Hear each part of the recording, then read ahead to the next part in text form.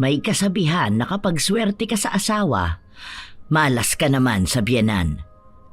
At kung swerte ka sa biyenan, malas ka naman sa napangasawa mo.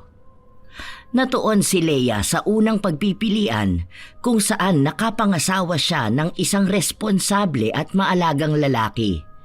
Ngunit merong mata pobre at intrimitidang biyenan, kung saan lahat na lang ng kanyang gawin ay may napupuna.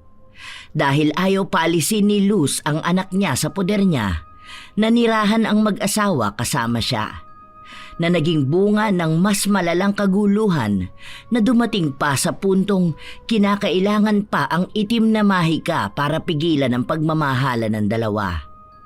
Magagawa kayang maisalba ang pag-iibigan kung kinakailangang pumili sa pagitan ng ina at asawa. Ay, ano ba yung ginagawa mo sa bata? Bakit mo naman nilabas ka agad yan? Sinabihan na kitang bawal ilabas ang sanggol hanggat hindi pa nag-iisang buwan, hindi ba? Sinasama mo sa kamalasan mo ang apo ko eh. Ay, kapag wala talagang kwenta ang babae, nadadamay ang bata. Akin na nga ang apo ko. Papaarawan ko lang sana si baby, ma. Ang sabi kasi maganda ang pagpapaaraw sa mga sanggol kapag ganitong umaga. Yung anak naman po ni Jessa, inilalabas naman po niya kahit wala pang isang buwan ng baby niya. 3 weeks naman na po si baby. Kahit na, hindi ka na naman nakikinig sa mga pamahiin namin eh. Saka, wag mo nga ako matawag-tawag na mama. Hindi pa kayo kasal ng anak ko. Hindi pa kita tanggap. Baka marami pang mangyari. Naanakan ka lang at nanay ka lang ng apo ko. Matagal naman na po kami nagsasama ni Steve. Aba kahit na, marami pang pwedeng mangyari. Bata pa ang anak ko, baka mas makakilala pa yun ng mas matinong babae kesa sa'yo na nagpabuntis ng maaga. Kaya hayan, anong nangyari sa'yo ngayon? Halatang wala kang pinag-aralan at nagiging pabigat ka sa anak ko. Ewan ko ba dyan kay Steve? Bakit ba naman sa dami ng babae ikaw pa talaga ang pinatulan?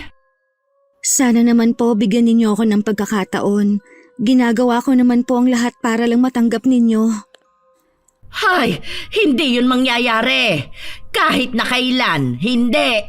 Masyado kang ilusyonada. Bakit ikaw ang gumagawa niyan, mahal?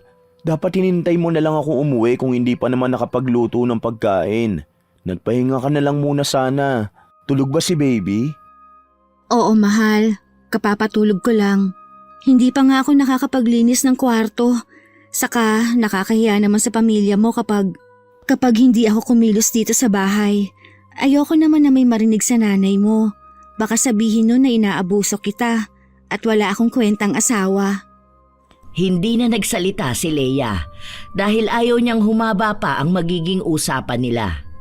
Hindi rin naman niya matatalo pagdating sa bungangaan ang biyenan dahil masyadong matabil ang dila nito. Kinagabihan, habang naghahain ng pagkain si Leia, dumating ang kanyang asawa at humalik ito sa kanyang pisngi. Hindi napansin ni Leia na habang nagsasalita sila ay naririnig pala siya ng biyenan niya. Nalaman niya lang ito noong narinig niya ang mahinang pagtawa ng may pang-iinsulto. Nang lingunin niya, nabakas sa mukha ni Luz ang dismaya. Nakangiwi ang labi nito habang nakataas ang isang kilay. Ay sus! Gusto mo na naman magpaawa sa anak ko? Anong gusto mong isipin niya? Na kinakawawa ka rito sa bahay? Ni hindi ka nga namin pinapakilos dito eh. Bakit kung umasta ka ang akala mo ang dami mong nagagawa sa bahay? Kung yung anak mo nga hindi mo maalagaan ng maayos, yan ang mahirap kapag babaeng walang alam sa gawaing bahay. Hindi naman po yun ang ibig kong sabihin. Kasi po sa tuwing kikilos kayo sa bahay, para pong nagdadabog kayo. Kaya po hindi rin ako mapakali kapag hindi ako kumikilos. Oh, nakita mo na ang inaasta ng asawa mong bastos. Sumasagot na sa akin. Baka nakakalimutan mong nakatira kayo sa bahay ko. Aba, huwag kang aasta rito na kung sino ka ha. Isa ka lang sampid dito sa pamilya namin. Ma, wag mo naman pong pagsalitaan ng ganyan si Luz. Asawa ko siya at nanay siya ng anak ko. Hindi siya sampid sa pamilyang to. Ginagawa naman po niya ang lahat para lang matanggap niyo siya Nakita mo na ang epekto ng babae na yan sa'yo? Nagiging sutil ka na at marunong ka na ngayong sumagot sa akin. Bahala nga kayo dyan. Basta ayoko sa babae na yan. Wala akong pakialam kahit nanay pa yan ang apo ko. Palalayasin ko yan dito kapag gusto ko. Galit na umalis si Luz sa harapan ng dalawa. Dismayado ang pakiramdam niya, lalo pa at mas kinampihan pa ng anak niya ang asawa nito kaysa sa kanya na ina nito. Dahil sa inis ni Luz, lumabas siya kung saan niya naabutan na nagkukwentuhan ng mga kumari niya. Oh, bakit mukhang stress na stress ka naman? Parang napapadalas naman yata ang pagsisimangot mo nitong mga nakaraang araw. Sinong hindi sisimangot kung nakikita mong nagiging bastos ang anak mo dahil sa babae niya? Mukhang naiimpluwensyahan ng mali ng babaeng yun ang anak ko eh. Nakakadismaya lang, Mare. Bakit kasi hindi mo papabukurin? May trabaho naman ang anak mo. Baka naman makakuha na sila ng upahan nila. Siguro naman dapat hindi na sila dyan nakatira dahil may asawa na siya. Hindi pwede.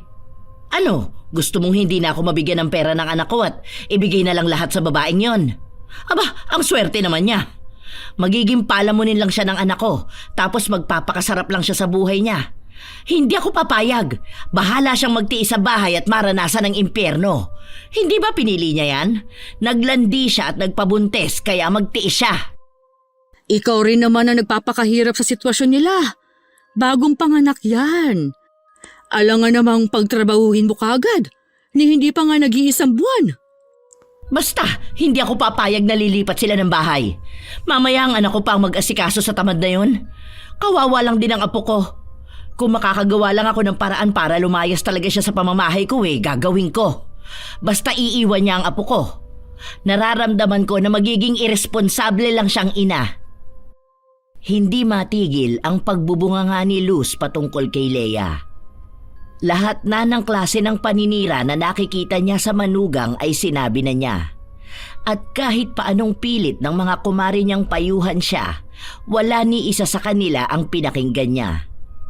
Lumilipas ang mga araw, nagpapatuloy si Luz sa pagbubunganga kay Leia at ang pangmamaliit niya rito. Habang si Leia naman ay hindi na kumikibo. Hay, nako! Heto na naman, ang kalat na naman ng bahay. Ano ba naman yan? Wala man lang nagwalis. Diyos ko naman. Ako na lang nang ako ang kumikilos dito sa bahay. Anong akala ninyo may katulong kayo? Masyado kayong napakasenyorita. Hindi kayo prinsesa sa bahay na ito, ha? Kumilos din kayo, hindi palaging tulog ang inaatupag. Ano ba yan? Dinadala hanggang dito ang pagiging batugan. Kawawa naman ako. Nagising si Leia dahil sa boses ng biyanan niya. Tiningnan niya pa ang anak niya na natutulog pa rin. Dahil sa pagdadaldal ni Luz, napilitan si Leia na tumayo kahit napakiramdam niya ay babagsak ang katawan niya. Nakakaramdam siya ng hilo dahil hindi siya masyadong nakatulog. Dahil noong gabi na yon, nag-asikaso siya ng mga gamit sa bahay at napuyat din sa pag-aalaga ng anak niya. Maingat na lumabas si Leia at naabutan ng biyenan niya na nagdadabog sa pagpupulot ng mga gamit sa sahig. Mga damit yon ng mga anak ni Luz. 3 ang anak niya at si Steve ang panganay. 15 anyos naman ang bunso. Tulungan ko na po kayo, Ma. Ako na po dyan. Ay sos! Kung hindi pa ako magagalit at magsasalita rito, hindi mo pa maiisipang gawin yan? Kailangan pa palaging utusan? Dapat ba palagi mong naririnig ang boses ko para kumilos ka rito sa bahay? Para kang hindi babae, ano? Gusto mo palaging makalat ang bahay? Naglinis na po ako kagabi. Hindi ko naman po alam na magkakalat ng mga damit si Jenna rito. Talagang ang anak ko pa ang nasisi mo sa kaburaraan mo sa bahay? Hoy, Leia! May asawa at anak ka na. Matuto ka naman maging masinop sa bahay.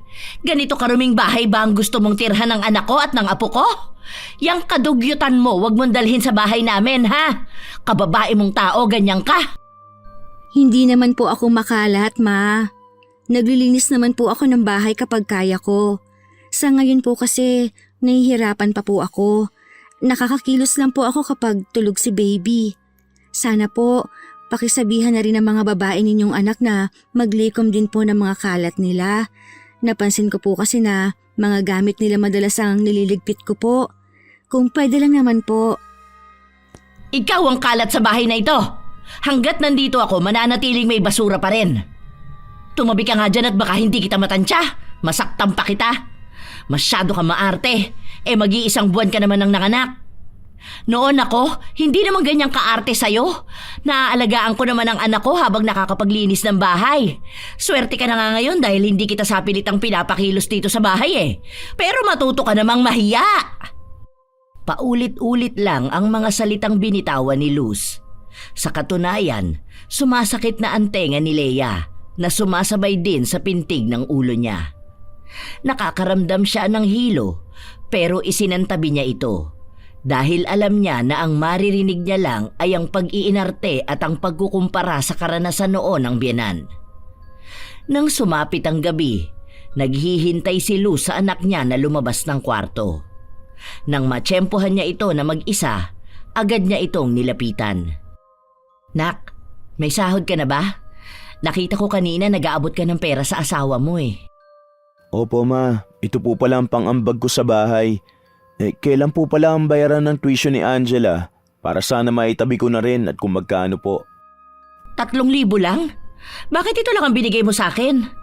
Nagtaas na raw ang sahod mo kapareha sa anak ni Kumaring Lourdes. Bakit ito lang ang natanggap ko? Samantalang ang kumari ko nabibigyan ng nasa 8,000 kada kinsenas. Ano naman ang gagawin ko rito? Naibigay ko na po kasi kay Leia ang iba. Tapos binili ko ng groceries natin at mga gamit ni baby. Ayan lang po ang kinakaya ko sa ngayon May mga binabayaran po ako mga nautang ko nung nanganak si Leia. Pasensya na po kayo ma. Naghahanap pa ako ng sideline para may pandagdag din ako sa gastusin. Ayan na nga ba ang sinasabi ko Mas inuuna mo pa yung asawa mong bigyan kaysa sa akin. Masyado mo nang pinamimihasa yan Kaya ayaw na magtrabaho niyan dahil sustentado mo. Ang kapal ng mukha ng babae mo. Dito na sa bahay ko nakatira, nakakatanggap pa ng pera.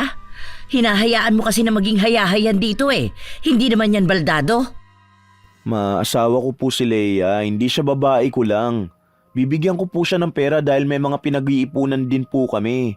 Huwag naman po kayong ganyan sa kanya.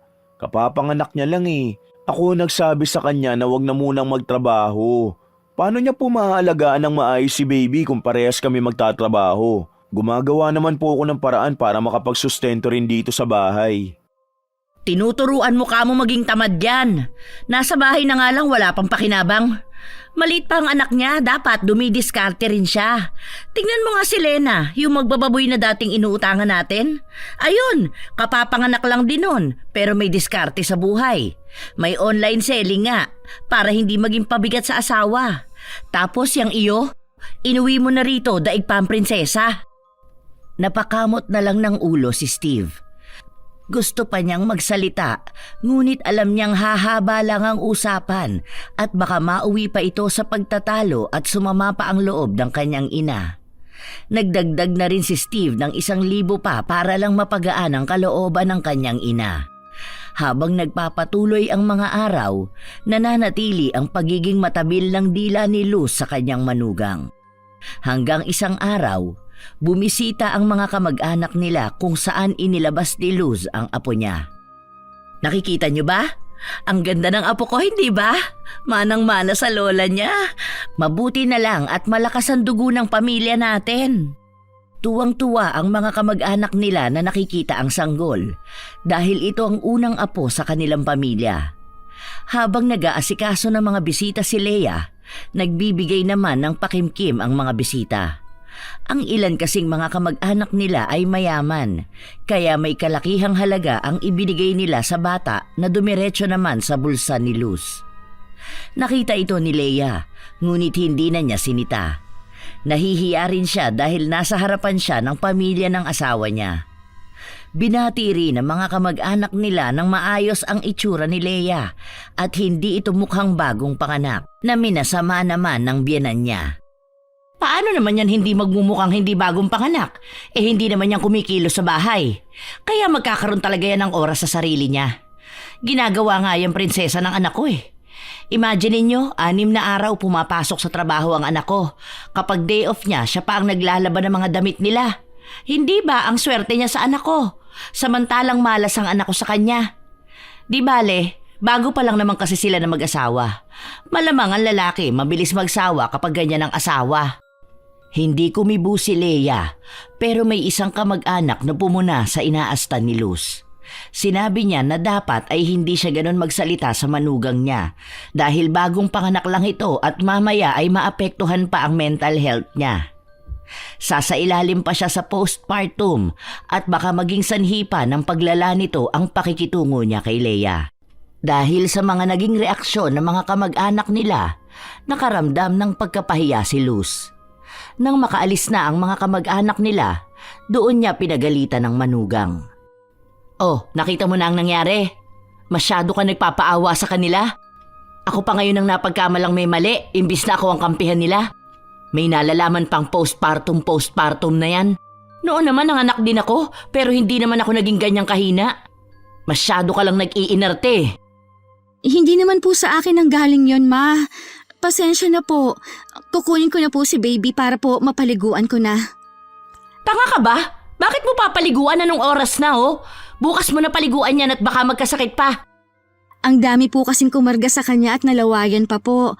Alam niyo naman po ang panahon ngayon, usa po ang sakit. Ayoko naman po magkasakit si baby. Kontrausog nga yun. Ipasok mo na si baby sa kwarto. Kapag yan nagkasakit, palalayasin talaga kita rito. Palibasa walang magulang na nag-alaga sa'yo kaya hindi mo alam ang mga pamahiin na ganyan. Habang pinapagalitan ni Luz ang manugang, saka naman dumating si Steve. Bakas ang pagod sa kanya. Ano nangyayari? Abot sa labas ang usapan ninyo May nangyari ba masama? Ayan, pagsabihan mo yung bubita mong asawa. Anong oras na gusto pang paliguan si baby? Kung magkasakit ba yan, may maitutulong siya. Wala naman, hindi ba? Nakikita mo na magiging kinabukasan ng anak mo. Halatang walang alam sa pagiging inay ang babae mo. Hay, kawawa naman ang apo ko. Ganyang klase pa ng nanay ang napuntahan. Ma naman, ganyan ka na naman po magsalita kay Leia. Unang anak po namin to, kailangan pa rin ng gabay. Pareho kaming walang alam sa pagpapalaki ng bata, kaya sana naman po maintindihan nyo. Sige na, Mal, sa kwarto mo na lang punasan si baby. O sige, kampihan mo pa yung babae na yan. Kaya lalong hindi natututo dahil alam niyang siya ang papakinggan mo. Ang lakas magpaawa Nagpunas ng luha si Leia bago siya pumasok sa kwarto. Hindi niya kinakaya ang mga masasakit na salitang naririnig niya araw-araw. Sumunod naman ang asawa niya upang kausapin ito. Si Luz naman, nanatili lang na nakatayo sa tapat ng pinto. Inaabangan niya ang maaaring maging usapan ng dalawa. Gusto niyang malaman kung sinisiraan siya ng manugang niya sa kanyang anak.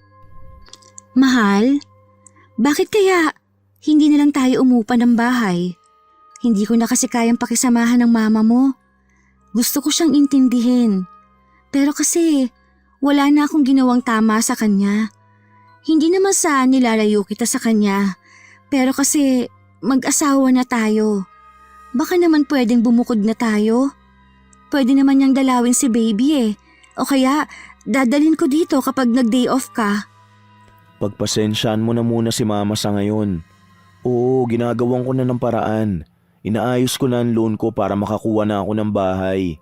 Naghahanap din ako ng malapit lang dito para kahit na papano makakauwi tayo rito. Salamat, mahal. Nahihirapan na kasi talaga ako. Ayoko naman sumagot dahil baka maging bastos ako. Ayoko rin naman na magkakaaway pa kayo ng mama mo. Ikaw na lang ang kumausap sa kanya kung sakali. Ayoko na magkasamaan kayo ng loob. Pero gusto ko talaga makagalaw ng maayos. Kasi pati pagpapalaki ko sa anak natin, kontrolado niya. Gusto ko naman ng gabay. Pero lahat na lang ng ginagawa ko mali. Oo, Mahal, huwag ka na mag-alala. Ako nang bahala, ha? Lahat ng usapan na yan ay narinig ni Luz. Mas lalo siyang nanggalaiti sa galit kay Leia. Hindi siya papayag na aalis sa poder niya ang anak niya, lalo na at alam niyang walang alam sa pag-aasawa si Leia. Baka mapabayaan lang nito ang kanyang apo. Kinaumagahan, maagang nagising si Luz at nakipagchismisa na sa mga kumare niya sa labas ng bahay. Ngayon na mas lumalabas ang kasamaan ng ugali ng babae na yon. Ngayon gusto niya na umalis na sila sa bahay. Paano? Masosolo na niya lalo ang sahod ng anak ko. Kung hindi ba naman mukhang pera? Wala nang ang pakinabang. Hindi pa mabuting asawa at ina. Tapos ganyan pa? Ewan ko talaga kung saan sila pulutin kung magkataon na lumipat sila ng bahay. Bakit hindi mo hayaan, Mare? Para malaman nila kung gaano kahirap ang bumuo ng pamilya. Para sana mas matuto pa sila. Matatanda na yung mga yan. Nakagawa na nga ng bata. Kakampi ba kita o kalaban? Kasi kung hindi ka sa akin kakampi, mas mabuti pang wag na lang tayo mag-usap. Ayoko ng toxic na tao, Mercy. Mare, hindi tayo magkalaban. Sinasabi ko lang para ma-realize nila ang pinasok nila. Kung tingin nila makakaya nilang bumukod at pagtuunan ng pansin ng pamilya nila, di hayaan mo. Malay mo, doon matuto si Leia kapag nakabukod na sila. Aalilain lang niya ng anak ko. Alam ko na yan. Ngayon pa nga lang kung pagsilbihan siya ng anak ko, kulang na lang isubo sa kanya ang pagkain. Kawawa lang si Steve ko kapag sumama siya sa babae na yon. At baka mas lalo lang niyang gipitin sa pera ang anak ko. Alam mo ba na sa kanya na ibinibigay ang sahod? Ang kapal ng mukha, hindi ba? Hindi siya kumilos ng pangsarili niya para naman makapag-ambag din siya sa bahay. Ewan ko, Mare ha. Pero dapat kayo-kayo nag-uusap niyan eh. Pamilya niyo yan. Problema ng mag-asawa yan. Tapos nalalaman namin. Hindi ba dapat ang problema niyo sa bahay? Kayo lang ang nakakaalam. Mamaya pagchismisan pa ang asawa ng anak mo. Para nga malaman ninyo kung gaano kawalang kwenta ang napangasawa ng anak ko. Mukha pang malandi. Tapos maluho pa. Saka ano naman kung pagchismisan siya? Matagal naman na siyang sanay sa ganun. Tingnan mo nga, halatang walang pakialam sa mga tao. Talagang ilalabas ko ang baho niya para naman kahit papano ay kapitan ng hiya. Napaka-toxic niyang tao. Ang lakas niya magpasok ng negative energy sa bahay. Iling lang ang naibigay ni Mercy sa mga sinabi ng kumari niya. Umabot sila ng pananghalian kung saan pagbalik ni Luz sa bahay ay saktong nagluluto naman si Leia. Abala ito sa kanyang ginagawa nang lumapit ang biyenan. Inoobserbahan nito ang ginagawang pagluluto ni Leia. At baka sa mukha niya na diskumpiyado siya sa niluluto nito. Anong niluluto mo? Bulalo po, Ma. Sabi kasi ni Steve na miss na raw po niya kumain ng bulalo kaya po nilutuan ko siya. Bakit hindi mo sinabi sa akin? Para sana nilutuan ko ang anak ko. Ayaw ko naman po na maistorbo po kayo. Gusto ko rin po sana paglutuan siya kasi paborito niya po ito eh. Paluto na rin naman po ito para po makakain na po tayo. Sige na po, Ma. Magpahinga ka na lang po muna. Ako na pong bahala rito. Ngumiwi si Luz habang nakapamewag na nakatingin sa niluluto ni Leia. Kailan pa naging paborito ng anak ko ang luto mo? Patikim nga ako kung anong klaseng pagluluto ang ginawa mo dyan. Ay, ano ba lasa niyan? Bakit ang pangit ng timpla? Ako na nga dyan, doon ka na. Pati ba naman simpleng luto lang, hindi ka pa marunong? Ganitong pagkain bang ipapakain mo sa anak ko? Ibang klase ka talaga. Ano po bang problema sa luto ko? Tama lang naman po ang timpla ko. Dahil noon pa naman po ganyan ko nalutuan si Steve. Ano po bang kulang? Para po matuto rin ako. Hindi na. Bantayan mo na lang ang anak mo kaysa nandito ka. Wala ka namang alam sa pagluluto, nangunguna ka rito sa kusina. Ay, naku naman. Ano na lang klase ng buhay ang mararanasan ng anak ko at ng apo ko sa'yo? Kakawawain mo lang sila. Pinilit ni Leia na siya na lang ang magluto ng ulam para makapagpahinga na rin ang biyenan.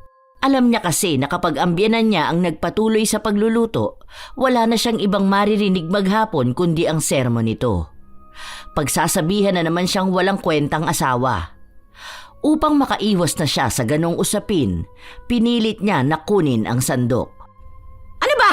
Sinabi na nga ako na ang magluluto. Gusto mong pakainin ng walang kwenta ang anak ko? Halatang wala kang magulang na nagpalaki sa'yo.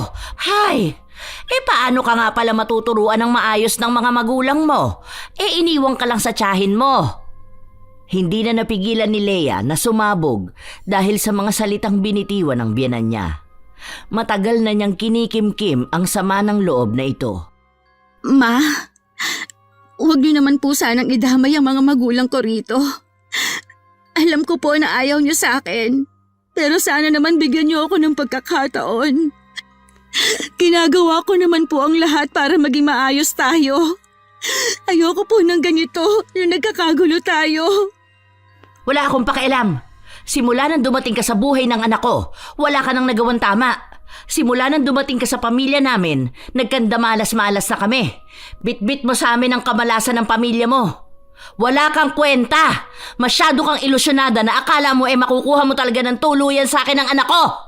Buisit ka. Galing ka lang sa latak. Opo, inaamin ko na hindi buo ang pamilya namin. Kaya nga po pinipilit ko na maging maayos ang sa atin. Dahil gusto ko naman pong maranasan ng anak namin na may buong pamilya. Pamilyang maayos at masaya. Ah, ganon. Pinagtataasan mo na ako ng boses. Ito ang bagay sa yung bastos ka. Para magtanda ka, walang yakang babae ka. Hinampas ni Luz ang hawak niyang sandok na kaninang pinanghahalo niya sa nilulutong ulam.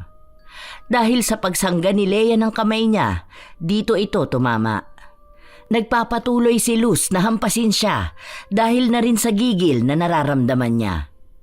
Nang matumba si Leia, doon niya ito pinaghihila ang buhok para bang matatanggalan ng anit ang manugang dahil sa ginagawa niya. Wala namang ibang nagawa si Leia kundi ang umiyak. Ayaw niyang gantihan ito dahil baka pag nasaktan niya ito, magkaroon pa lalo ng problema. Sinalo niya ang lahat ng masasakit na salita at sakit ng bawat sabunot. Hayan! Tama lang sa'yo yung nasasaktan ka! Para magtanda kang bastos ka! Anong karapatan mong pagtaasan ako ng boses?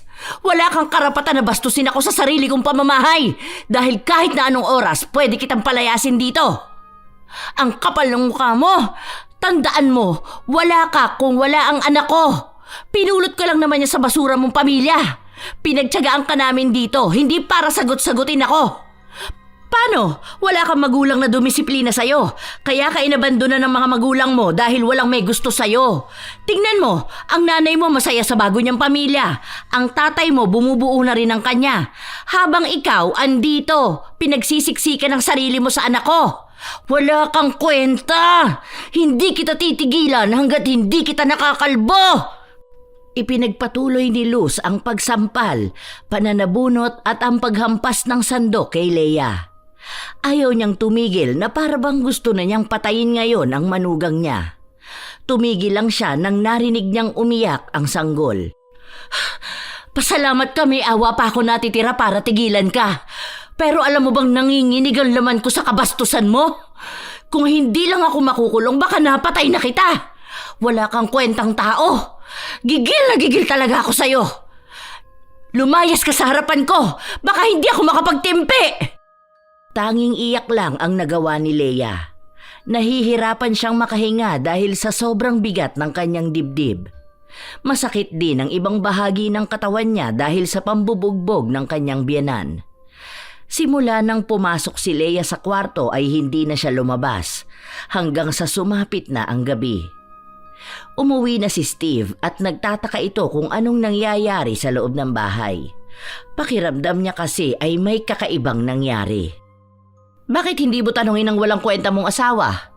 Ayun, puntahan mo sa kwarto ninyo. Patay na yata yun, hindi na lumalabas. Bakit po? May nangyari ba sa kanya? Nadisiplina ko lang. Mukhang nagtampo. Wala naman akong oras na suyuin siya. Puntahan mo ron. Oo nga pala, nakahain na ang pagkain. Naghanda ako ng paborito mong ulam. Hindi na yun pinansin ni Steve.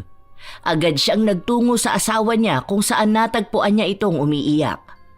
Tulog ang anak nila, kaya mahinang pag-iyak lang ang nagagawa ni Leia. Nang mapansin ni Steve ang mga sugat sa katawan ng asawa niya, tinanong niya ito kung ano ang nangyari. Pero hindi sumagot si Leia. Ayaw niya na magsimula ito ng away ng mag-ina. Ngunit mukhang alam na ng asawa niya ang ibig sabihin nito. Kaya galit na nagtungo si Steve sa kwarto ng kanyang ina. Ma! Buksan niyo ang pinto! Ano bang nangyayari, anak? Bakit ba ang lakas mong kumatok? Alam mong patulog na kami, ha? Maaga pang papasok ang mga kapatid mo bukas. Halata sa mukha ni Steve ang galit, ngunit may pagtitimpi. Ma, ano naman pong ginawa niyo kay Leia? Bakit may mga pasasya sa katawan? Mukhang nagsumbong na sa'yo ang walang kwenta mong asawa. Malamang dinisiplina ko lang siya. Ang kapal ng mukha niya na sagutin ako? Oh, anong kasinungalingan na naman ang sinabi niya sa'yo? Ano, sa kanya ka mas maniniwala? Yan na nga ba ang sinasabi ko eh. Nahahaluan ka na ng kawalang hiyaan ng babae na yon. Nagiging bastos ka na rin. Wala po siyang sinabi sa akin. Pero maalam ko na may kinalaman ka rito. Alam niyo naman po na bagong panganak lang ang asawa ko eh. Bakit naman kailangan niyo siyang pagbuhatan ng kamay? Kilala ko ang asawa ko, hindi ka po niyan kayang bastusin. Kilala mo ang asawa mo. Eh kami ang kasama niya sa araw-araw. Kung alam mo lang kung gaano ka walang modo yan. Tingnan mo na lang, nahahawa ka na sa kanya. Nagiging bastos ka na rin. Sumasagot ka na sa akin. Sige, yung babae mo ang kampihan mo. Hindi ko alam kung saan kayo pupuluting dalawa. Hindi nagpatinag si Luz sa galit. Ang lahat ng ito ay pilit niyang isinisisi kay Leia. Para bang nanunuot ang galit niya rito na kahit anong pagpapakita sa kanya nito ng mabuti ay hindi niya kayang tanggapin. Aalis na kami rito. Bubukod na kami. Kesa ganitong ginagawa niyo sa asawa ko. Hindi naman po makatarungan to. Alam ko na galit ka sa nanay niya dahil iniwan tayo ni tatay. Pero wala pong kasalanan dun si Leia. Huwag niyo naman pong ipamukha sa kanya palagi ang pagkakamali ng nanay niya. Mabait si Leia, ma. Kung binibigyan mo lang sana siya ng pagkakataon. Nakikita ko naman na ginagawa niya ang lahat eh. Natigilan si Steve matapos siyang sampalin ng kanyang ina. Sandaling katahimikan ang bumalot sa loob ng bahay. Kasunod ang mabibigat na paghinga dulot ng galit. Wala kang modo. Halatang nalaso na ng babae mo yung utak mo. Hindi mo na ako ginagalang bilang ina mo. Hindi mo alam kung anong pinagdaanan ko at kahit na anong mangyari, hindi mawawala ang galit ko sa kanya. Dahil wala naman talaga siyang kwentang babae. At ngayon, mas lalo niya lang pinapatunayan na hindi siya karapat-dapat sa'yo dahil binabago niya ang ugali mo. Bubukod na muna kami. Mas maganda siguro na malayo kami para hindi tayo magkagulo ng ganito. Nanay ko kayo. At hindi ko po intensyon na mabastos ko kayo. Pero sana inuunawa niyo rin po ako at galangin niyo ang ina ng anak ko. Sorry ma, sorry po. Pero hindi ko na po kayang magtiis ng ganito. Mahal ko kayo, pero mahal ko rin ang asawa ko. Ngayon talagang gusto mong piliin ang babae na yon. Sige, tingnan natin kung hanggang saan mo kayang panindigan yung pagmamahal mo sa kanya. Malalaman mo rin kung anong klaseng babae siya.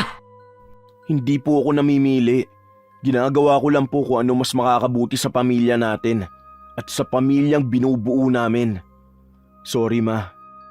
Matapos itong sabihin ni Steve ay umalis siya sa harapan ng kanyang ina. Nang gabing yon ay tinuloy ni Steve na umalis. Nagpaalam pa siya sa kanyang ina, ngunit hindi siya nito hinarap. Maging si Leia ay humingi ng tawad kay Luz. Dahil ayaw niyang umalis sila na dala ang samaan ng loob sa mag-ina dahil mabigat ito sa pakiramdam. Ngunit walang naging tugon si Luz. Ilang linggo ang lumipas, hindi nagparamdam sina Steve at Leia, ngunit nagpapadala pa rin sila ng pera na magagamit sa bahay. Simula kasi nang iwan sila ng kanilang ama, si Steve na ang bumuhay sa pamilya nila. Kaya bitbit niya pa rin ang responsibilidad na yon at wala namang problema kay Leia. Hanggang umabot ang ilang buwan, hindi pa rin bumabalik si Steve. Sa halip na makapag-isip ng kamaliang nagawa ang kanyang ina, mas lalo siyang nanggagalaiti sa galit kay Leia. Ilang beses niya ring isinumpa ang manugang. Talagang hindi na nagpakita ang anak ko sa akin. Inilayo na siya ng babaeng yon. Hindi ako papayag. Alam kong nilalaso ng walang kwentang babaeng yun ang utak ng anak ko. Kailangan kong gumawa ng paraan. At ano naman ang naisip mong gawin? Alangan namang ipakulam mo yun. Sandaling natahimik si Luz at napaisip. Mukhang sumang-ayon siya sa naisip ng kumare niya. Tama ka. Ipapakulam ko siya para naman makabawi ako sa kanya. Seryoso ka ba sa naiisip mo, Luz? Kilabutan ka naman. Alam mong maaaring may malaking balik sa'yo kapag nagkataon. Saka, nanay ng apo mo yun. Bakit mo naman ipakukulam? Maawa ka naman. Bakit? Tama lang din naman sa kanya yon. Baka sa ganung paraan mabawi ko ang anak ko at ang apo ko. Mahabag ka naman, Mare. Ay, ano bang nasabi ko? Bakit ba lumabas sa bibig kong pagpapakulam? Hindi ko naman alam na aabot sa ganyan ang galit mo sa manugang mo. Pag-isipan mo muna maigi, Mare. Kasi alam kong mabubuti sila. Kaya lang naman sila umalis dito ay para siguro bigyan ka ng oras na ma-realize ang mga mali mo. Talagang ako pa ang mali? Ako na ang naagrabyado. Lumalayo na ang anak ko sa akin. Ako pa ang lumalabas na masama? Huwag mong pangunahan ng galit ang mga desisyon mo. Diyan kadalasan nagkakaroon ng malaking pagsisisi ang mga tao. Hindi na pinakinggan ni Luz ang kumare niya. May bali-balita na may isang magaling namang kukulam sa lugar nila, kaya ito ang naisipan niyang puntahan. Yun na lang ang tanging paraan para makuha niya pabalik ang anak niya. Hindi niya rin kasi alam kung saan ba lumipat na bahay ang dalawa. Nang makapunta siya sa mangkukulam, tinanong si Luz kung anong klaseng kulam ang nais niyang gawin. Iba't iba ang maaari niyang pagpilian. Meron na magbibigay ng sakit, aksidente, at meron din upang paghiwalayin ang magkarelasyon. At ang huli ang napili niya. Kailangan niya lang makakuha ng gamit na nag-uugnay sa 2 tao na nais niyang paghiwalayin. Dito ay medyo nahirapan si Luz dahil may kakaunti pang mga gamit na naiwan ng 2 sa kwarto. Doon siya naghalungkat, kung saan niya nakuha ang litrato ng mag-asawa. Ito ang ibinigay niya sa mangkukulam. Sa gamit ng itim na kandila at mga ritual at simbolo, naisakatuparan ang pangungulam. Kailangan na lang maghintay ni Luz na umepekto ito. Anong ginawa mo? Talagang tinuloy mo nang ipakulam si Leia? Paano naman kapag nagkasakit yun? Alam naman natin na anak mo pa rin ang mahihirapan. Ano ka ba naman, Mare? Mukha ba ako masamang tao? Siyempre hindi ko yung ginawa. Hahayaan ko na lang ang anak ko na bumalik sa bahay. Alam ko naman na mapagtatanturi niya na walang kwenta ang napangasawa niya. Tingnan mo, sa mga susunod na araw andito na yon at hihingi ng tawad sa akin. Sigurado ka ba? Bakit mo naman nasabi na babalik si Steve? Anong ginawa mo? Nararamdaman ko lang bilang isang ina. Kilala ko ang anak ko. Hindi nun kayang manatili sa ganong klase ng babae. Baka sa mga araw na to mapagtanto niya na napikot lang talaga siya ng malandi na yun. Habang nagkukwentuhan ang dalawa, may napansin si Mercy na palapit sa kanila. Pinagmasdan pa niya yon hanggang sa itinuro niya. Teka, si Steve ba yan? Oo nga, si Steve nga! Ayan na, Mare! Bumalik na ang anak mo! Paano nangyari yun? Sabi ko sa'yo sino ba namang hindi lalayas kung gano'n na mapapangasawa mo? Walang kwentang babae ba naman? Alam ko na talagang babalik yan dahil hindi niyang kaya na wala ako. Ako pa rin ang kanyang ina. Sa akin pa rin yan mananatili. Agad na nilapitan ni Luz ang kanyang anak. May bit-bit itong isang bag na naglalaman ng mga gamit niya. Nang makapasok sila sa bahay, doon sinabi ni Steve na nakipaghiwalay na siya kay Leia at nais niyang mamuhay na malayo rito. Hindi naman pinahalata ni Luz ang tuwa na nararamdaman niya dahil umepekto ang kulam na ginawa niya para mapaghiwalay ang dalawa. Isang araw pa lang ang lumilipas, nagparamdam na sa kanila si Leia. Bit-bit nito ang anak nila, nagtungo siya sa bahay ng biyenan. Ano bang ginagawa mo rito? Dinala mo pa yung apo ko, akin na yan. Baka mamaya magkasakit pa yan sa ginagawa mo. Ma, andyan po ba si Steve? Baka po pwede ko siyang makausap. Bigla na lang siyang umalis sa bahay Baka po matulungan niyo ko. Parang awa niyo na po. Kailangan ko po ang asawa ko, Ma. Anong maitutulong ko? Mainam nga na naghiwalay na kayo Natauhan din ang anak ko sa kung sinong babae ang kinasama niya. Malamang naging katulad ka rin ng nanay mo na malandi. Kapapanganak mo lang siguro ng lalaki ka na kaagad. Kawawa naman ang apo ko sa'yo. Ibigay mo sa akin ang bata. Hindi ko po iiwan dito ang anak ko. Gusto kong makausap ang asawa ko. Kailangan po namin maayos ang pamilya namin. Hindi naman po kami nagkaroon ng problema. Masaya naman po kami Baka po andyan siya. Wala po siya sa trabaho niya Galing na po ako ron. Sige na po, Ma. Parang awa mo na po. Hindi nakaramdam ng kahit na anong awa si Luz. Sa halip ay pinagsarahan niya ito ng pinto. Dinig pa ang pagkatok at pagmamakaawa ni Leia, ngunit naging bingi siya sa mga hinaing nito. Hanggang nasa ilalim ng itim na mahika si Steve, mapapanatag siyang hindi nito babalikan ang babaeng yun. Hindi umalis si Leia hanggang sa sumapit na ang gabi. Maging si Steve ay hindi pa rin nakakauwi ng bahay nila. Ma, sige na po. Maawa ka na po sa anak namin. Kailangan ko pong makausap ang asawa ko. Sige na po. Sinabi ko na sa'yo, wala kang mapapala rito. Kung gusto mo, iwan mo sa amin ang apo ko at ako na ang magpapalaki sa kanya. Mamuhay ka na lang na malayo sa anak ko. Hindi ka na nga niya kailangan. Hindi ka ba nakakaintindi? Huwag mong dalhin dito ang pagiging tanga mo. Lumayas ka na rito. Baka malasim pa ang bahay ko. Babalik po ako bukas para po makapag-usap kami ni Steve. Tulungan niyo naman po sana ako, Ma. Ay, bahala ka sa gusto mo. Mapagod kang magpabalik-balik dito, hindi mo mababawi ang anak ko. Isa pa, huwag mo akong tawaging mama dahil hindi ko yon matatanggap. Walang nagawa si Leia kundi ang umalis na lang. Hindi siya mawawala ng pag-asa hanggat hindi niya nakakausap ang asawa niya. Para ito sa kapakanan ng kanilang pamilya. Hindi siya makakapayag na basta na lang ito masisira. 10 oras na ng gabi nang makauwi si Steve. Nabulabog silang lahat sa bahay dahil sa ingay ng mga gamit na nagbagsakan. Diyos ko, anong nangyayari anak ko? Bakit ka ba nagwawala? Teka, tigilan mo yan. Bitawan mo yan, Steve, baka makasakit ka pa. Bakit bang kalat sa bahay na to? Wala bang kwenta ang mga nakatira dito at hindi man lang marunong magligpit? Buisit naman. Tumabi ka dyan! Ano bang nangyayari sa'yo? Lasing ka ba? Wala kang pakialam kung lasing ako Buhay ko to.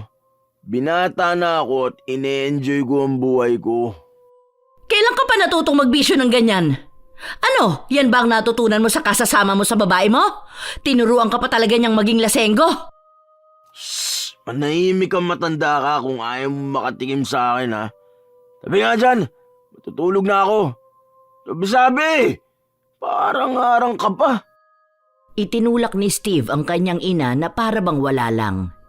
Dahil sa pagkabigla ni Luz sa inaasta ng kanyang anak, natulala lang siya at hindi makapaniwala. Naaalala niya ang dati niyang asawa, kung paano ito umasta noong nagsasama pa lang sila. Dahil sa nakikita niya, si Leia na naman ang sinisisi niya. Dahil hindi mangyayaring magkaroon ng bisyo ang anak niya kung hindi ito tinuruan ni Leia. Habang pinipilit ni Luz na itago ang anak niya, mas lalo namang lumalala ang nagiging ugali nito. Isang beses ay umabot ng gabi ang paghihintay ni Leia sa asawa niya. At talagang pinagpipilitan mo pa rin ang sarili mo rito? Umalis ka na! Tamang dito na muna sa amin ng bata. Sige na, bago ka pa maabutan ng anak ko. Alam mo ba kung anong nangyayari sa kanya? Napapariwara na siya. Kung nakikita mo lang ang masamang impluensya mo sa kanya. Hay nako! Nabalitaan ko po na hindi na siya pumapasok sa trabaho at napapadalas ang pakikipagbarkada niya. Kaya nga po, gusto ko siyang maabutan ngayon para makausap. Huwag mo nang gatungan pa ang ginagawang kalayawan ng anak ko. Sinusubukan kong mapabago siya, kaya utang na loob naman, Leia. Tantanan mo na siya. Napapadalas na ang pakikipagbarkada niya Napapariwara ang buhay ng anak ko dahil sa'yo. Alam ko pong may nangyayari kay Steve. Hindi po ako may kagagawan nito. Alam ko po na makakaya ko pa po siyang mapabago. Please, Ma. Hayaan niyo naman po ako makausap ang asawa ko. Para na rin po ito sa kapakanan ng anak namin. Ngumiwi lang si Luz habang nakatingin sa manugang niya. Umiiling pa ito at hindi kumbinsido sa pagpapaawa ni Leia. Lahat ng kamalasang nangyayari sa kanila, lahat iyon ay kagagawa ni Leia. Inabot na ng kalaliman ng gabi nung dumating si Steve. Naghihintay si Leia sa labas ng bahay at kahit na malamok ay nagtiyaga siya. Habang si Luz naman ay nasa loob ng bahay kasama ang sanggol na mahimbing ang tulog. Mahal, mabuti na abutan kita. Lasing ka na naman. Ano ba nangyayari sa'yo? Tumabi ka! Umalis ka sa dinaraanan ko! Mahal, mag-usap tayo. Parang awa mo na. Pag-usapan natin kung ano bang naging problema natin, hindi yung ganyan ka. Habang nagsasalita si Leia ay binubuksan naman ni Luz ang pinto. Pumamewang pa siya habang nakikinig sa mga sinasabi ng manugang. Sige na, mahal. Maawa ka na. Para sa anak natin. Please. Huwag mo nga ako hawakan. Hiniwalayan na kita at ayoko na sa'yo. Wala kang kwentang babae at wala akong pakialam sa anak natin. Kung gusto mo, ipaampun mo na yung batang yan. Huwag ka na magpapakita sa akin kahit kailan, ha? Sa katunayan ay kinatutuwa ni Luz ang naging reaksyon ng kanyang anak. Alam niya kung gaano kaepektibo ang ginawa niyang kulam para paghiwalayin ang dalawa. Galit na lang ang nararamdaman ni Steve sa asawa niya. Tama lang yan, anak. Huwag kang bumalik sa babae na yan. Tutulungan kitang makabangon ulit. Hindi ko hahayaan na tuluyan niyang masira ang buhay mo. Mas kilala kita dahil anak kita. Hindi katulad ng babae na yan na saglit ka lang nakasama. Nadala ka pa sa kasamaan. Ikaw, isa ka pa matanda ka. Wala ka rin naman kwentang babae, di ba? Kaya ka nga iniwan ni tatay eh. Dahil masyado kang bungangera. Parehas kayong dalawa. Tumabi ka nga dyan! Tabi sabi! Sandaling natulala si Luz dahil sa inaasta ng kanyang anak. Dahil dito ay agad niyang sinundan si Steve, kasabay niyang pumasok sa loob si Leia. Dahil sa init ng ulo ni Steve, nagawa na naman niyang magbasag ng mga gamit. Lahat ng mahahawakan niya ay inihahagis niya. Nagdulot ito ng takot sa mga taong nakatira sa bahay nila. Ano bang ginagawa mo, Steve? Bakit ka ba nagwawala? Ilang beses mo na yung ginagawa ah. Tuwing umuwi ka ng bahay, ganyan ka. Wala kang ibang ginawa kundi ang mag-inom. Nagpapakalulong ka na sa bisyo mo. Mahal, tigilan mo na yan. Natatakot ang mga kapatid mo. Huwag ka namang ganyan. Kumalma ka naman, please. Walang pinakinggan si Steve. Sumisigaw din siya habang nagbabasag ng mga gamit. Dahil sa nakikitang paglala ng pag-uugali ng anak, hindi na alam ni Luz ang dapat niyang gawin. Maaaring isa sa kanila ay masaktan nito. Nakita mo na ang ginawa mo sa anak ko? Tingnan mo kung gaano siya kamiserable. Kung hindi ka sana niya nakilala, hindi siya magkakaganyan. Ikaw ang may kasalanan ng lahat ng ito. Walang iya ka! Bakit po sa akin kayo nagagalit? Wala po akong ibang ginagawa. Kahit ako, hindi ko alam ang nangyayari sa kanya. Bigla na lang siya nagbago, kaya nga po pinipilit ko kayong tulungan ako para maging maayos ito. Hindi po ako kalaban. Tulungan niyo po ako, para rin po ito sa ikabubuti ng asawa ko. Para pong hindi ko na siya kilala. Parang ibang taong nakikita natin ngayon. Ma, pakinggan mo naman po ako kahit minsan. Manahimik ka! Tutulungan mo ang anak ko? Tingin mo ba ganun lang yung kadali? Kung hindi ka na lang sana dumating sa buhay niya, edi sana maayos ang kalagayan niya ngayon. Ikaw ang may kasalanan ng lahat ng ito eh. Sana nun pa lang nagawan ko na ng paraan na mailayo siya sa'yo. Malas kang babae ka! May sumpa ka! Habang nagtatalo ang dalawa at gumagawa ng ingay si Steve, bigla namang umiyak ang sanggol. Bumalot ang iyak nito sa loob ng bahay. Napansin nila na nagtakip ng tenga si Steve at halatang mas nakakagalit ito sa kanya. Ah! Ano bang ingay yun? Patahimikin nyo yan o papatayin ko yan! Pakiramdam nila ay hindi na si Steve ang kasama nila. Masyado na itong bayolente at walang kinikilala na kahit sino. Hindi pa rin tumitigil ang pag-iyak ng sanggol kahit na pinapatahan na ito ng kapatid ni Steve. Dahil sa inis ng lalaki, nagmamadali siyang lumapit sa bata habang may hawak siyang bakal. Nagtangka siyang ihampas ito sa sanggol pero agad na iniharang ni Leia ang katawan niya. Kaya sa kanya tumama ang ilang beses na paghampas. Tama na, mahal ko. Tigilan mo na yan. Nasasaktan na ako. Huwag mo hayaan na masaktan mo ang anak natin. Mahal ko. Anak, tigilan mo na yan. Natatamaan din pati ang mga kapatid mo. Ah! Anak, tama na! Ah! Wala nang pakialam pa si Steve kung sino ang matatamaan niya. Pansin na rin ang itim na bumabalot sa mga mata niya. Para bang may kumokontrol kay Steve na gawin yun at ang lakas niya ay walang kahit na sino ang kayang pumigil. Para siyang nasasaniban ng itim na elemento. Dahil sa takot ng mga kapatid ni Steve, humingi sila ng tulong sa mga kapitbahay nila. Doon lang may nakaawat sa kanya. Pero masyado siyang malakas kaya itinali nila ito. Sugatan naman sina Luz at Leia, pero mas malala ang naging tama ni Leia dahil balot niya ang anak niya na huwag masaktan. Diyos ko!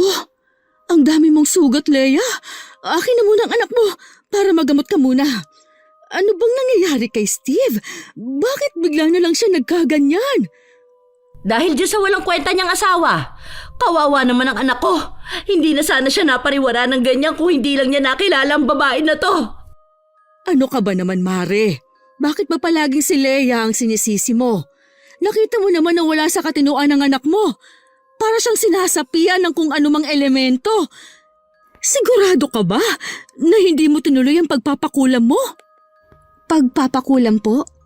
Nagpakulam po kayo? Pinakulam niyo po ba kami ni Steve? Ano bang kulam ang sinasabi ninyo? Hindi ko yung gagawin. Bakit naman ako magpapakulam? Hindi yan epekto ng kahit na ano. Epekto mo yan bilang masamang asawa sa kanya. Ikaw ang dapat sisihin sa mga nangyayari sa anak ko. Dapat napatay ka na lang niya. Kahit na anong mangyari ay hindi aamin si Luz sa ginawa niya. Alam niya na wala naman magiging epekto ang kulam, lalo na at ginawa niya yon para sa kapakanan ng kanyang anak. Si Leia lang ang tanging may kasalanan ng lahat.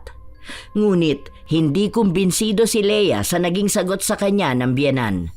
Alam niyang gumamit ito ng itim na mahika. Ma, ano po ang ginawa niyo? Baka po maagapan pa natin si Steve. Nahihirapan na rin po siya. Hindi po ba kayo naaawa sa anak ninyo? Nakatali po siya habang patuloy na nagwawala. Sinabi na ngang wala akong ginawa sa kanya eh. Tingin mo ba ipapakulam ko ang sarili kong anak? Dahil kung may ipapakulam ako rito, alam natin na ikaw yon para tuluyan ka nang mawala sa buhay namin. Oo nga, sana yun na lang ang ginawa ko. Ang ipakulam ka para ikaw ang nagsasakripisyo, hindi ang anak ko. Ano ka ba naman, Mare? Huwag mong pagsalitaan ng ganyan si Leia. Nag-aalala rin siya para sa asawa niya. Bukas na bukas magpapatawag ako ng albularyo para malaman natin kung ano bang nangyayari kay Steve. Hindi na. Huwag kayong magpapatawag ng albularyo. Alam kong magiging maayos ang anak ko. Ang intindihin nyo ay ang pagpapalaya sa babaeng ito. Ayoko makita siya rito. Paano magiging maayos ang anak ko kung palagi niyang makikita ang sumira ng buhay niya? Naging mataas pa rin ang pride ni Luz kahit sa mga panahon na ang anak na niya mismo ang nagsasakripisyo. Ang gusto niya ay tuluyang mapaalis si Leia para sa kagalingan ng anak niya. Lumilipas ang mga araw, nananatiling nakatali si Steve. Naging tampulan na rin sila ng mga bali-balita na nababaliw na ang anak ni Luz. Dahil dito, mas lalo lang nadadagdagan ang galit ni Luz sa manugang. Ano pang ginagawa mo? Hindi ba sinabi ko na sa'yong umalis ka na rito? Nagluto na po pala ako ng pagkain. Kumain na po muna kayo. Mamaya na lang po ako. Mag-aalaga pa po ako kay baby. Tapos, papakainin ko rin si Steve. Hindi nagpapakita ng kahit na anong galit si Leia. Mas pinagtutuunan niya ng pansin ng kanyang pamilya at kahit na nasasaktan na siya sa mga salita ng biyenan, mas pinapakita niya rito ang tunay na pagmamahal niya sa anak nito. Umabot ng linggo, napapansin din ang pangangayayat ni Steve. Wala sa kanila ang kinakausap nito. Sa halip ay palagi siyang nakasigaw at galit. Minsan pa nga ay idinudura niya kay Leia ang pagkain na isinusubo nito sa kanya. Nakakaramdam na ng pagod ang pamilya nila sa mga nangyayari. Ma, baka po pwedeng kayo muna ang magbantay kay baby. May papasukan po akong trabaho bukas. Diyan lang po yun sa may patahian. Wala pong mapagkukuhanan ng pera ngayon kaya Kailangan ko pong magtrabaho para makatulong dito sa bahay. Pasensya na po kayo. Kailangan ko lang po talaga na magbabantay muna kay baby eh. Uwian naman po ako. Tapos kapag tanghali, ako po ang mag-aasikaso kay Steve para po makapagpahinga kayo. Bahala ka sa buhay mo. Mabuti naman at nakapag-isip ka na rin ng mga maitutulong mo sa pamilya namin. Hindi yung palagi ka nalang pabigat. Hanggang ngayon ay hindi pa rin makuha ni Leia ang loob ng biyenan kahit na anong gawin niya. Ilang linggo na ang nagiging sakripisyo nila hanggang sa unti-unting nauubos ang mga gamit nila sa pagbebenta para lang may maipangtusto sila sa pang-araw-araw. Mas lalo ring lumalala ang pagiging bayolente ni Steve. May isang beses pa na nakawala siya sa pagkakagapos at sinakal ang kapatid niya. Mabuti na lang at may mga kapitbahay na nakaawat sa kanila. Muling naisipan ni Luz na bumalik sa mangkukulam. Anong nangyari sa anak ko? Bakit pagkatapos nilang maghiwalay nagkagano na siya? Ipinaliwanag ng mangkukulam kung ano ang kinahantungan ni Steve. Ito ay epekto ng kulam na ginawa niya para paghiwalayin ang dalawa. Hindi kinakaya ni Steve ang lakas ng puwersa nito at ang pagmamahal niya sa kanyang asawa. Dahil sa paglalaban ng pag-ibig at itim na mahika, gumagawa ito ng ibang epekto sa pag-uugali ni Steve. Kinokontrol ng mahika ang utak niya habang nilalabanan ng puso niya ang pagmamahal para sa asawa. Kung magtatagal pa ito, maaaring magdulot ito ng mas malalang epekto sa kanya, nahahantong sa kamatayan nito. Paano kung ang asawa na lang niya ang ipakulam ko? Pwede ba yun? Sa kanya na lang iba to lahat ng maaaring maramdaman ng anak ko? Dahil sa kanya naman talaga nagsimula ang lahat Ibigay mo sa kanya ang kulam. Kahit na ipagpilitan ni Luz na ilipat ang kulam kay Leia, hindi pumayag ang mangkukulam. Dahil kapag nagkataon, hindi rin tatablan si Leia. Maaari itong mapunta mismo kay Luz. Dahil wala na rin siyang pagpipilian, nakiusap siya sa mangkukulam na alisin na ang ritual sa anak niya. Agad naman itong ginawa ng mangkukulam. Gumawa sila ng panibagong ritual. Ang naiisip na lang na paraan ni Luz ay ang pahirapan na lang si Leia. Hindi naman niya kailangan itong tanggapin kahit na magkabalikan pa sila ng anak niya. Doon lang siya gagawa ng paraan para tuluyang magkahiwalay ang dalawa.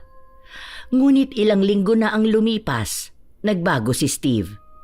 Hindi na siya nagwawala, ngunit may malubha naman siyang karamdaman. Nanunuyo ang labi niya at mas lalong nangangayayat. Bakit naman nagkaganito ka, anak ko? Ito na nga ba sinasabi ko Malas talaga yung napangasawa mo. Ma, huwag mo pong pagsalitaan ng ganyan ng asawa ko. Huwag mo nang ipagtanggol ang babaeng yon. Alam kong siya ang nagdala sa'yo ng sakit na ganito. Ay, gumaling ka lang talaga. Palalayasin ko na ang babae na yon. Magpagaling ka na, anak. Kawawa naman si baby kapag hindi ka gumaling. Habang nag-uusap ang mag-ina ay dumating naman si Leia. Baka sa kanya ang pagod, ngunit patuloy siyang lumalaban para sa pamilya nila. Mahal ko, nandito na ako. Kamusta naman ang pakiramdam mo? May dala akong pagkain mo. Sana naman kumain ka na. Nag-aalala na ako sa pagpayat mo Sus, kung hindi ka sana nakilala ng anak ko di sana maayos siya ngayon at malakas. Ma, sana po hindi natin to pinag-aawayan sa harapan ni Steve. Mas nakakasama po ito sa kalusugan niya. Kailan ka pa natuto ng ikabubuti ng anak ko? Ako ang kanyang ina kaya alam ko ang ginagawa ko. Asawa ka lang at sandali ka pa lang niyang nakikilala. Wala kang karapatan na pangaralan ako kung paano ko pinapatakbo ang pamilya ko. Pasensya na po kayo, Ma. Matuto kang ilugar ang sarili mo sa bahay na to. Tandaan mong ikaw ang nagdala ng kamalasan sa pamilya namin. Dapat ikaw na lang ang nakahandusay at naghihingalo na mamatay. Matapos itong sabihin ni Luz ay agad siyang umalis sa loob ng kwarto. Bit-bit ang sama ng loob. Ilang beses na siyang bumalik sa mangkukulam upang itanong kung bakit hanggang ngayon ay hindi pa rin maayos ang kalagayan ng kanyang anak. Ang sinasabi lang ng mangkukulam ay ginawa na niya ang lahat para gumaling si Steve. Ngunit parang may isang kulang na hindi pa niya nagagawa na nagpapabigat ng ritual. Sa paglipas ng araw, nananatili pa rin ang kahirapan sa kanila dahil hindi man lang nila nakikitaan ng pag-ayos ng kalagayan si Steve. Ma, kain na po kayo. May nakahain na po. Si Steve at si Baby tulog na po. Hindi ako nagugutom. Hindi ako kakain. Baka kayo naman po ang magkasakit. Kapag sinabi kong hindi ako kakain, hindi ako kakain. Ano bang pakialam mo kung magkasakit ako? Hindi ba yun din naman ang gusto mo? Para wala na maging hadlang sa'yo na kunin ang anak ko? Sige, yun na lang ang ibibigay ko. Tutal, ayaw mo naman lubayan ang pamilya namin. Kahit kailan po, hindi ko naisipan yung mga sinasabi ninyo. Kahit po anong galit nyo, nananatili ako rito dahil mahal ko ang pamilya ko. Mahal ko ang asawa ko at ang anak namin. Kaya mahal ko rin ang pamilya na to. Ano po ba ang kailangan kong gawin para matanggap nyo ako? Wala kang dapat na gawin dahil kahit na anong gawin mo, hindi ko matatanggap na ikaw ang napangasawa ng anak ko. Hindi ka agad kumibo si Leia. Nararamdaman niya ang bigat sa kanyang dibdib. Dahil po ba ito sa nagawa ng nanay ko? Hindi ko po alam kung anong ginawa niya noon na paninira sa pamilya ninyo. Pero kung sa tingin niyo po, ako ang may kasalanan noon, patawarin niyo po ako. Kung gusto niyo pong lumuhod ako sa inyo ngayon, gagawin ko. Para lang mapatawad ninyo ang nanay ko. Ang gusto ko lang po ay maging buo ang pamilya namin at maging maayos ang kalalakihan ng pamilya ng anak ko. Dahil kahit minsan po, hindi ko naramdaman na magkaroon ng buong pamilya na tatanggap sa akin. Ayokong iparana sa anak ko yon, na palagi niyang tatanungin kung ano ang mali sa mga magulang niya, na siya ba ang may kasalanan kaya sila nagkahiwalay. Siguro naman po, ayaw niyo rin na maramdaman ng apo ninyo ang naramdaman noon ni Steve, na iisang magulang lang ang kasama. Ngayon pinapamukha mo sa akin na ako na naman ang may mali rito. Kasalanan yun ng nanay mo. Kung hindi siya naging kabit ng asawa ko, sana kasama namin siya nung nabubuhay pa siya. Huwag mo akong paandaran ng pagpapaawa mo, ha? Hindi kita tatanggapin kahit na mamatay ka pa sa harapan ko. Lumuhod si Leia sa harapan ng kanyang biyenan. Alam ko po na bitbit ninyo ang sakit ng nakaraan. Pero sana po, huwag ninyong hayaan na maging dahilan ito para sa ikapapahamak ng pamilya ninyo. Patawad po sa lahat ng yon. Patawad po, Ma. Sa pagtatangka ni Leia na yakapin ang biyenan, agad itong umalis sa harapan niya. Ilang araw din ang lumipas matapos ang usapan na yon. Nagiging mas malubha pa ang kalagayan ni Steve, hanggang sa punto na nagpapaalam na ito sa kanyang asawa at sa kanyang ina. Habang nasa loob ng kwarto ang mag-ina, hindi napigilan ni Luz na maluha. Ma, pasensya na po kayo kung hindi ako naging mabuting anak sa inyo. At marami akong hindi naibigay sa pamilya ko. Hindi ko po alam ang itatagal ng buhay ko. Dahil gusto ko na rin pong sumuko. Pagod na ang katawan ko. Kapag nawala na po ako, sana po gabayan niyong mag-ina ko. Si Baby Jack po. Sana'y makasama niya pa kayo ng mas matagal. At may isa pa po akong pakiusap sa inyo. Sana po magkaayos na kayo ni Leia. May iwan siya na mag-isang magtataguyod sa anak namin. Sana po huwag niyo siyang pahirapan. Wala siyang kasalanan sa lahat. Matagal na po nating alam na ayaw na sa atin ni tatay. Hindi lang ang nanay niyang naging babae ni tatay. Hanggang sa tuluyan na niya tayong iwan. Mabait po si Leia. Kung bibigyan niyo lang ng pagkakataon na makita ang mga ginagawa niya, huling-hiling ko po na magkaayos na kayong dalawa. Kahit isang beses lang po bago ako mawala. Makita kong maayos ang pamilya na iiwan ko. Bumuhos ang luha sa loob ng bahay. Doon lang mas lalong naunawaan ni Luz ang lahat, na kahit anong gawin niya, kahit pakamatayan ang humadlang sa dalawa, mahal na mahal nila ang isa't isa. Marami ang naaapektuhan dahil sa ginawa niyang pagkulam sa dalawa para tuluyan silang magkahiwalay. Hindi lang pala si Leia ang mawawalan dahil wala ring kasing sakit kapag siya na mismo ang maglilibing sa kanyang anak. Dahil sa naging kahilingan ni Steve, nagbigay pa ng 2 araw si Luz para isiping mabuti ang mga desisyon niya kung saan niya kinausap si Leia. May kailangan po ba kayo, Ma? Hinahanap niyo raw po ako. Mahal mo ba talaga ang anak ko? Mahal na mahal ko po si Steve. Kaya po ginagawa ko ang lahat para maipakita sa kanya na magiging maayos din siya at magiging maayos ang pamilya natin. Hindi nagsalita si Luz. Agad niyang niyakap si Leia. Nakaramdam ng init ng pagtanggap si Leia sa mga yakap na yon, kaya hindi na niya napigilan ang maiyak. Huwag niyo na pong isipin yon, Ma. Ang mahalaga po sa akin ay ang magkaayos na tayo at masimulan na po natin ang panibagong buhay kung saan masaya ang pamilya natin. Patawarin mo ko. Masyado akong naging makasarili dahil ayoko mawala sa akin ang anak ko. Ang hindi ko alam, ako na pala mismo ang gumagawa ng paraan para habang buhay siyang mawala sa akin. Ang akala ko kasi ako lang ang babaeng dapat magmahal sa kanya, kaya hindi ko matanggap na darating ang araw na bubuo na siya ng sarili niyang pamilya. Patawarin mo ko sa mga nasabi ko sa iyo noon. Ang daming masasakit na salita at mga pisikal na sakit ang naibigay ko sa iyo. Patawad, anak ko. Patawarin mo ko kung nagawa kong gumamit ng itim na mahika para lang paghiwalayin kayo. Ngayon na nakikita ko ang resulta, mas lalo ko lang palang binigyan ng pasakit ang anak ko. Dapat ay hinayaan ko siyang magmahal at tanggapin na kahit anong mangyari ay bubuo sila ng sarili nilang pamilya. Isa akong ina na dapat ay gagabay. Hindi isang ina na pilit sisira sa kanila. Patawarin ninyo ako.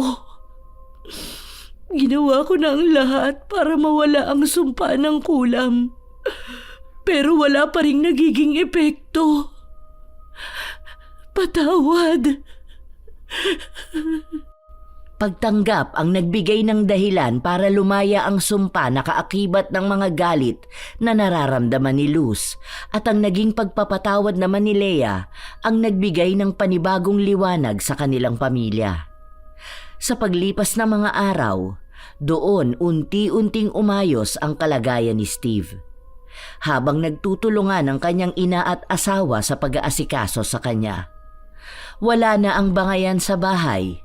Mas nagiging malapit na rin ang dalawa sa isa't isa, lalo na sa salitang pag-aalaga nila sa sanggol.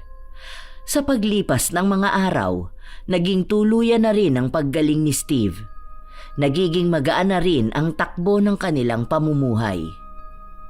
Nakakatuwa naman anak, maayos ka na ngayon. Tingnan mo, bumabalik na ang dati mong katawan. Halika, kumain na muna tayo. Leia anak, akin na muna si baby para makakain ka ng maayos. Magtabi na kayo ng asawa mo. Ay, okay po, Ma. Ako na po muna kay baby. Napuyat niya na po kayo kagabi eh. Kain na po tayo. Mahal ko, umupo ka na rito. Alam mo ba akong nagluto nito? Tinuruan na ako ni Mama para makuha ang timpla niya. Para daw mas lumakas ka pang kumain. Mabuti nga nagiging maayos na ulit ako. Pwede na ulit ako magtrabaho. At masaya akong makita rin na nagiging maayos na kayong dalawa. Wala na akong naririnig na bangayan. Siyempre naman, naisip ko rin naman na tama ka nga. Mabuting asawa at ina si Leia. Nakita ko kung ano ang minahal mo sa kanya. At dahil mahal kita anak, dapat ko ring mahalin ang mahal mo. Ano ba yan? Mag-iiyakan na naman ba tayo? Hayaan na natin yan, tapos na po yan. Tara na, kumain na po tayo. Oo nga pala, nalabang ko na ang mga damit na dadalhin nyo sa bahay nyo. Kailan ba kayo babalik sa inuupahan nyo? Malapit lang ba yun dito? Tutulungan ko na kayo na maghakot ng ibang mga gamit. Opo ma, dyan lang yun sa kabilang kanto. Isasama po namin kayo para makita nyo. Para pwede po kayong pumunta ron. Maganda rin yun para kapag nasa trabaho ko, may makakasama si Leia sa bahay. Tapos pwede rin naman po kaming pumunta dito ni Baby para po hindi nyo gaanong mamiss ang apo nyo. Hindi po ba ang saya? Salamat mga anak ko. Malalaki na nga kayo. Alam na ninyo ang responsibilidad na kaakibat ng pag-aasawa. Nakakatuwa naman. Pinag-usapan nila ang masasayang mga plano. Pumayag na rin naman si Luz na bumukod na ang dalawa dahil yun naman ang tama. Dahil bumubuo na sila ng kanilang sariling pamilya, dapat ay hayaan niya ang kanyang anak na maging responsable para sa pamilya nito, lalo na ngayong lumalaki na ang kanilang anak. Simula ng mga araw na ito, naging maayos na ang kanilang mga samahan. Wala na ang galit at ang sumpa ng kulam. Hanggang sa lumaki na rin ang pamilya ni na Steve at Leia, na natili si Luz na nagbibigay ng gabay sa mga ito. Hanggang sa maging ang iba pang mga kapatid ni Steve ay nagkaroon na rin ng kanya-kanyang pamilya. Doon na pagtanto ni Luz ang kahalagahan ng pagkakaroon ng isang masaya at tunay na pamilya. May mga pagkakamali lang talaga sa nakaraan na magdudulot ng paggawa ng isang bagay na pagsisisihan nila. Ngunit hanggat may pagkakataon pang maiayos ang lahat, dapat ay maging matapang na harapin ito. Hindi na kailangan pang kumapit sa itim na mahika dahil minsan ang kailangan lang ay ang pagtanggap.